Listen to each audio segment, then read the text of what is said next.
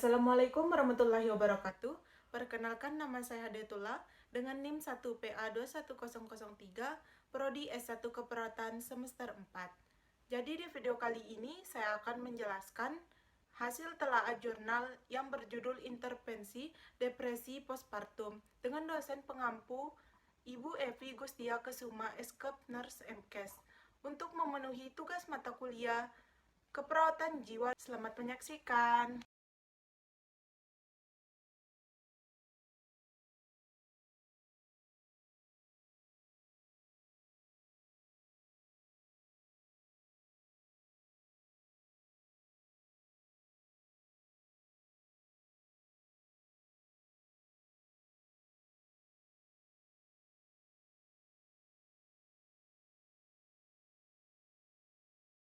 Jadi di video kali ini saya akan mentelaah jurnal tentang intervensi untuk mengurangi depresi postpartum dengan metode PICO, P. Population, I. Intervention, C. Comparison, O. Outcome.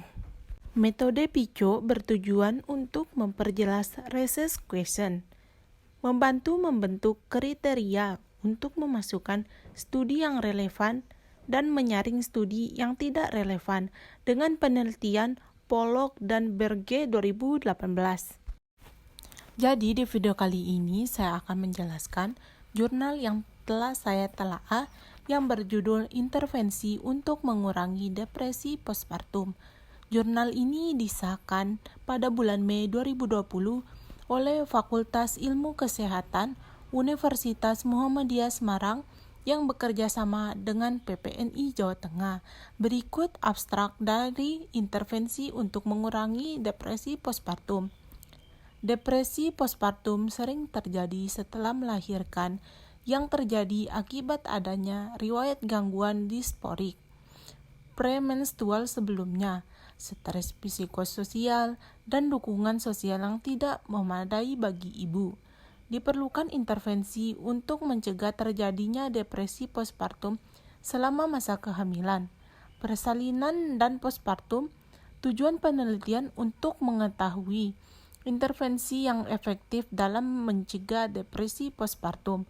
Metode pencarian literatur secara komprehensif dilakukan melalui database EBSCO. Ditemukan 6.620 artikel dan scan di rate 21.163 artikel. Setelah melakukan penyaringan, diperoleh 5 artikel yang memenuhi syarat. Hasil penelitian diperoleh bahwa terdapat 5 intervensi yang dapat dilakukan untuk mengurangi kondisi depresi postpartum, antara lain terapi pendidikan terstruktur, terapi touch stopping, terapi managing or mood atau terapi MOM, terapi relaksasi musik, dan intervensi pemberian suplemen zat besi. Kesimpulan berdasarkan hasil penelitian bahwa terapi pendidikan terstruktur, terapi touch stopping, terapi managing or mood atau yang biasa kita sebut terapi MOM, terapi relaksasi musik, dan intervensi pemberian suplemen zat besi efektif dalam mencegah atau mengurangi depresi postpartum. Jadi, dalam metode PICO terdapat problem, yaitu depresi postpartum sering terjadi setelah melahirkan, yang terjadi akibat adanya riwayat gangguan spiporik premenstrual sebelumnya, stres psikososial, dan dukungan sosial yang tidak memadai bagi ibu. Diperlukan intervensi untuk mencegah terjadinya depresi postpartum selama masa kehamilan, persalinan, dan postpartum. Tujuan penelitian untuk mengetahui intervensi yang efektif dalam mencegah depresi pada postpartum. Melahirkan bayi menggembirakan bagi keluarga, terutama seorang ibu. Meskipun demikian, seringkali menimbulkan rasa tidak nyaman karena adanya nyeri ataupun timbulnya masalah psikologi yang ditandai dengan adanya gejala kecemasan dan depresi. Tingkat depresi postpartum yang dilaporkan di negara berkembang di Asia masih tinggi, berkisar antara 17% hingga 48%. Nurbaiti, Doesres, dan Hengudosum 2019. Demikian juga di Indonesia, hal ini masih menjadi masalah. Data Riset Kesehatan Dasar atau Riskesdas tahun 2013 menunjukkan bahwa prevalensi gangguan mental emosional dan gejala-gejala kecemasan dan depresi sebesar 6% atau sekitar 14 juta keluarga karena perubahan fisik, psikologis, dan struktur keluarga membutuhkan proses adaptasi. Adaptasi psikologis postpartum diklasifikasikan menjadi 3 fase, yaitu fase menerima, menahan, dan melepaskan. 3 fase tersebut akan terlewati dengan baik jika ibu postpartum didukung secara sosial oleh orang-orang di sekitarnya. Ibu postpartum yang gagal dalam melewati 3 fase itu akan menghadapi postpartum blues. Lela 2018. Periode postpartum harus dianggap sebagai waktu yang rentan untuk terjadinya gangguan psikologis. Pada hari pertama pasca partum, tubuh ibu sering merasa tidak nyaman. Ditambah lagi dengan adanya tugas perawatan rutin bayi yang menggunakan istirahat malam ibu, terutama setelah kelahiran anak pertama. Organization 1996, sebuah penelitian menunjukkan bahwa gejala postpartum blues akan memuncak pada hari ketiga dan kelima ketika perubahan hormon terbesar, penurunan kadar progesteron, kortisol, dan estrogen, serta peningkatan kadar prolaktin terjadi. Kazmierzak, Gebuza, Manasquiz 2017. Fenomena ini terjadi pada 10-20% kasus. Dalam klasifikasi DSM-4 dan ICD-10, postpartum blues muncul dalam beberapa minggu pertama setelah melahirkan. Gejala depresi menurut ICD-10 adalah suasana hati yang tertekan, sehingga minat dan kepuasan dan kekurangan energi. Gejala lain yang muncul adalah saat menyusui bayi di malam hari, kemudian kesulitan tidur, perhatian yang berlebihan terhadap kesehatan anak, perasaan bersalah, pikiran kematian yang berulang, serta rencana atau upaya bunuh diri. Kazmierzak et al. 2017. Masalah pada periode postpartum tersebut dapat berkurang dengan adanya dukungan sosial yang memadai dan dukungan dari pemberi perawatan yang terlatih selama masa kehamilan. Persalinan dan periode postpartum. Pada masa postpartum terjadi proses penyembuhan dan perubahan serta penyesuaian terhadap hadirnya anggota keluarga baru.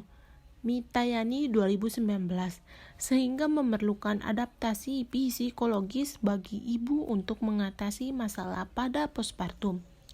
Berdasarkan masalah yang sering terjadi pada periode postpartum tersebut, kami mengulas intervensi yang bisa dijadikan sebagai referensi untuk meningkatkan pengetahuan dan menjadi referensi baru dalam memberikan intervensi untuk dapat diaplikasikan kepada penderita depresi postpartum. Intervensi. Metode tinjauan literatur dilakukan berdasarkan data empiris yang dipublikasikan secara umum dari tahun 2009 hingga tahun 2019 atau kurang lebih selama 10 tahun belakang. Metode yang digunakan untuk melakukan tinjauan literatur dengan pencarian melalui database elektronik di internet setelah merumuskan PICO. Kata kunci yang digunakan, keyword yang digunakan untuk mencari jurnal adalah P. Postpartum blues, I. Cognitive therapy, C. O. Decrease depression stage. Database yang digunakan adalah pencarian literatur diantaranya EBSCO dan CINI-DIRECH. Hasil pencarian di EBSCO dengan kata kunci postpartum depression ditemukan 6.620 artikel melalui Sydney Decrease dengan kata kunci postpartum depression ditemukan 163 artikel. Lalu dari kedua database tersebut, setelah duplikat dihapus, jumlah artikel yang ditemukan banyak 6.620. Setelah dilakukan screening kata kunci ditambahkan dengan kognitif terapi, ditemukan 10 artikel dan 6.615 artikel dikecualikan. C. Comparison. Hasil, setelah dilakukan tinjauan literatur, kami menemukan beberapa intervensi yang dapat dilakukan untuk mengurangi kondisi depresi postpartum, antara lain terapi pendidikan terstruktur, terapi thought stopping, terapi Ormond atau MOM, terapi relaksasi, musik, dan intervensi pemberian suplemen zat besi. Terapi pendidikan terstruktur. Penelitian terapi pendidikan terstruktur dilakukan oleh Top et al. 2016 berjudul Effectiveness of Structured Education in Postpartum Depression Skala Letts dan Kelat 2018. Hasil penelitian menunjukkan bahwa kecemasan orang tua dari bayi prematur yang dirawat dengan intervensi keperawatan dan terapi thought stopping menurun dari kecemasan tinggi ke sedang 14,46 dan kecemasan orang tua yang tidak diobati dengan terapi thought stopping menurun dari kecemasan tinggi ke sedang yaitu 12,32. Dan pemberian terapi thought stopping. Penelitian Layla DKK 2018 yang berjudul Thought Stopping and Supportive Therapy Can Reduce Postpartum Blues and Anxiety Parents of Experimental dengan kontrol grup pre-test dan post-test bertujuan untuk mengidentifikasi pengaruh thought stopping dan terapi suportif dan postpartum blues dan kecemasan pada orang tua dengan bayi prematur. Jumlah sampel 62 peserta dengan teknik sampling berupa Cephenic sampling digunakan untuk mengukur hasil adalah Harsh-Hamilton Exit Rating Scale dan EPDS dalam 5 menit, Suksan Yayan 5 menit, Anulon Vilom 5 menit, Barahi 5 menit, relaksasi otot progresif PMR 5 menit, dan dalam bernapas 2 menit. Teknik relaksasi diperlihatkan dan diberikan kepada ibu postpartum dari kelompok eksperimen pada hari pendaftaran oleh terapis yoga dan peneliti. Teknik relaksasi dimainkan menggunakan laptop di ruang yang cukup terisolasi dari bangsal pasca natal antara pukul 6 pagi hingga pukul 6 malam, dan ibu postpartum mengikuti instruksi dalam kelompok kecil dalam posisi duduk di kursi di bawah pengawasan penelitian selama 10 hari berturut-turut. Ibu-ibu pasca natal diizinkan untuk mengambil makanan ringan 2 jam sebelum sesi. Mereka diminta untuk tidak membahas intervensi dengan ibu postpartum lain yang dirawat di bangsal. Kepatuhan ibu postpartum dengan teknik relaksasi dipastikan dengan mempertahankan catatan. Selama periode yang sama, kelompok kontrol terus menerima perawatan rutin. Mereka ditanyai tentang praktik teknik relaksasi apapun oleh peneliti. Tidak ada kejadian seperti itu yang dilaporkan oleh ibu postpartum. Dari kelompok kontrol, hasil penelitian menemukan bahwa ada pengurangan signifikan yang diamati pada stres ibu dan skor kecemasan, kurang lebih 0,05, dan peningkatan produksi susu 0,5 pada kelompok eksperimen dibandingkan dengan kelompok kontrol Dabas, Joshi, Agarwal, Yadav, dan Kathawa 2019. Kemudian terapi Managing Ormond atau terapi MOM. Metode intervensi MOM berpengaruh dalam peningkatan kepuasan ibu sehingga menurunkan tingkat kecemasan ibu. Hasil kepuasan MOM mirip dengan studi keluarga terkuat lainnya. McGrath et al. 2011, Southrender et al. 2016. Selain itu, analisis multivariat dari 34 studi yang dilakukan oleh Gelati et al. yang memberikan bukti yang jelas tentang keunggulan intervensi dipandu untuk depresi dibandingkan program swadaya murni dan menyarankan perawatan yang dipersonalisasi dengan manfaat tambahan dari fleksibilitas penjadwalan mungkin menjadi moderator utama. Gelatli et al. 2007. Temuan kami menunjukkan bahwa intervensi berbasis telepon dan terlatih tidak hanya bersifat rahasia, nyaman dan tidak menstigmatisasi untuk ibu, tetapi mengurangi hambatan perawatan kesehatan seperti aksesibilitas karena perjalanan yang geografi peserta mengalami kesuksesan yang lebih besar semakin mereka berinteraksi dengan komponen pelatih intervensi. Intervensi MOM terdiri dari 12 sesi. Intervensi berbasis perilaku kognitif untuk depresi postpartum.